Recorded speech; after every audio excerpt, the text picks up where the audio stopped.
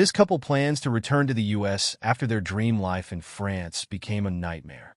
They moved to France from San Francisco in October 2023, but just over 12 months later, Joanna McIsaac-Kierklo and her husband Ed Kierklo say they are on the brink of returning to the U.S.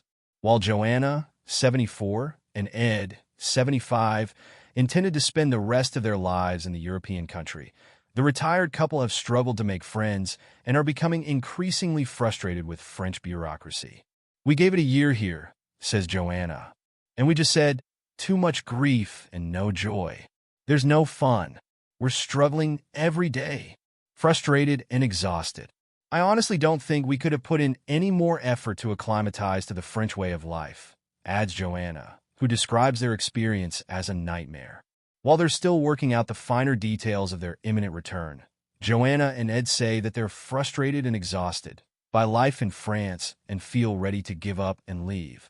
Uprooting their lives in the Californian city and moving to France was certainly not a decision taken lightly, they say. Joanna and Ed, who've been married for 20 years, had already traveled the world extensively, both together and separately beforehand. "I didn't get married till I was in my 50s, says Joanna, who is originally from San Francisco. "So when I met my husband, we traveled. We have no children, no siblings, no parents. There's nothing to encumber us doing exactly what we please." Joanna explains that she and Ed bought and sold 3 different homes during their first 15 years of marriage, giving us a comfortable amount of cash to afford us the option to travel and even relocate to anywhere we wanted.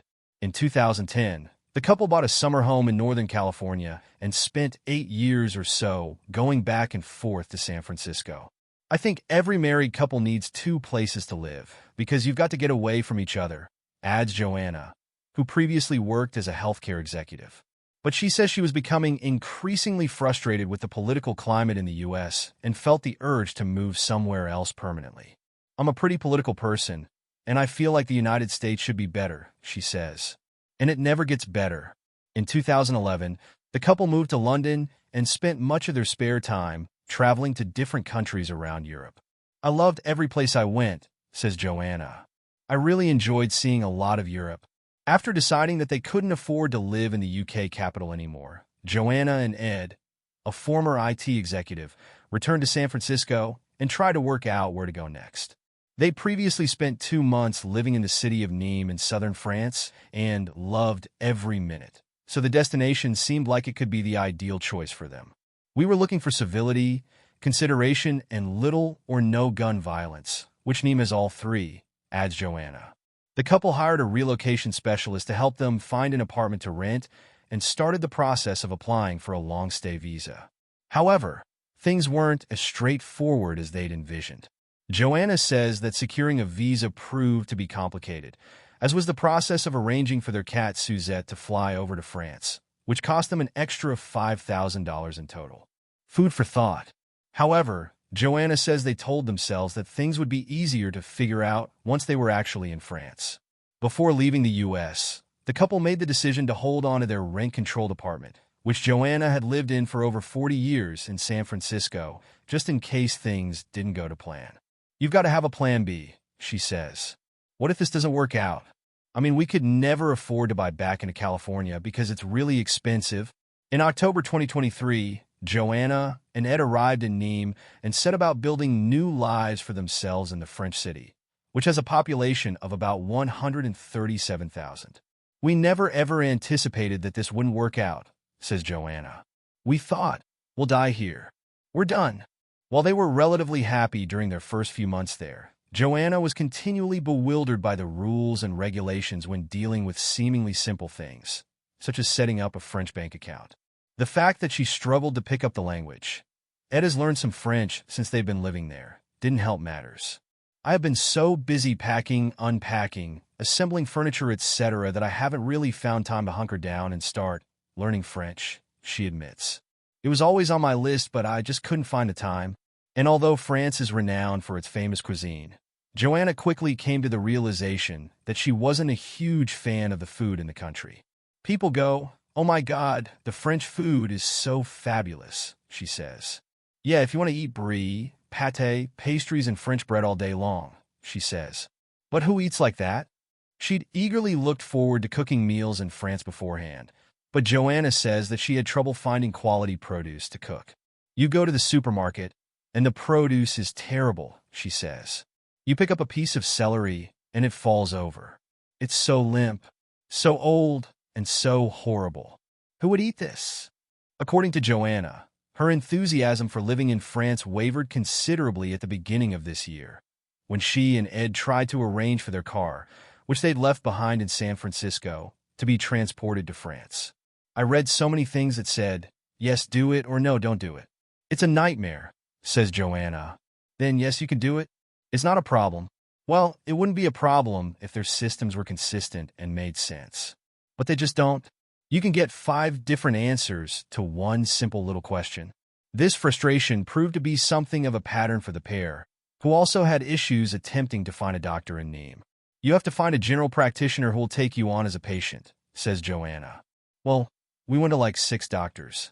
They all said, we don't take new patients. We don't take new patients. We don't take new patients. What? Where's the list that tells you which ones do and which ones don't? They don't have that. You just got to figure it out yourself. As she tried to navigate her way through French bureaucracy time and time again, Joanna says she became incredibly drained, feeling as though she was constantly coming up against obstacles. Social struggles. Every single day, it was something more devastating than the day before, she says. Things are very difficult to figure out here, so I'm too old for this. Joanna acknowledges that the U.S. isn't exactly free of bureaucracy. However, she says she's been able to manage this, as you get used to your rules, I guess. You talk to the French, and they just shrug their shoulders, says Joanna. And they go, well, this is France. That's how it is. Back in the U.S., Joanna, who describes herself as a chattybox, had an active social life. But she hasn't been able to replicate this, or anything close to it, in France thus far. As time went on, Joanna found that this lack of socialization was having a huge impact on her. Aside from talking to people in the supermarket, Joanna says she rarely has lengthy conversations with anyone but her husband nowadays. I said to Ed one day, I haven't talked to one person here in 3 months. I just miss interacting, she says, adding that she doesn't necessarily want to hang around with expats, as that's not exactly why we came on this adventure.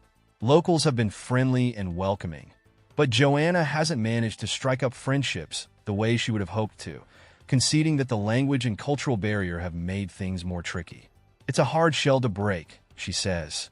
They're very private people, but they're also principled and moral. They're nice people. There's nothing unkind about them. They're just not extremely social. She also found that much of the socializing in Nîmes seemed to revolve around eating. And then when you want to drink, you have to have a drink that's on a little menu that they make, she says. So, if I want to have a martini, oh, it's not on the menu. After struggling to feel completely at home in Nîmes, Joanna and Ed decided to relocate to Montpellier, a city about an hour southwest of Nîmes, close to the Mediterranean coast. While they were initially rejected when trying to rent a new apartment because they hadn't filed a French tax return, the couple were able to secure a place that they liked and moved in last month. Joanna and Ed prefer life in Montpellier, but the couple recently came to the realization that France probably isn't the right place for them to see out the rest of their lives. I love France, says Joanna. I think France is an amazing country, just not to live here. She goes on to stress that she read everything she could find on moving to France as an expat beforehand, but still didn't feel prepared for the reality of life there. I wish more people would show the not-so-pleasant side of France, she says. Because there is a not-so-pleasant side of France, and that's what we learned very quickly. Tough decision. Despite previously being eager to leave the U.S., Joanna now misses her old life there desperately. I miss familiarity, she says. I miss knowing where things are. I miss frozen yogurt because they don't have it here. I miss stupid things. I miss my friends for sure. We don't have any family, but I have a great network of friends. I miss just being able to see them, and I miss my apartment. I think I just miss my life. I had one there in San Francisco. I don't have one here. While she acknowledges that her feelings could change over time, Joanna points out that she's not 30 and doesn't want to waste any more time. It's a really hard decision to make, she says, after it was a hard decision to make to come here, to all of a sudden say, this isn't going to work for us. But we don't think it's going to work for us. We don't have 40 more years to live, you know? Although she considers herself to be an adaptable person, Joanna notes that others might find it easier to adjust to life in France than they did.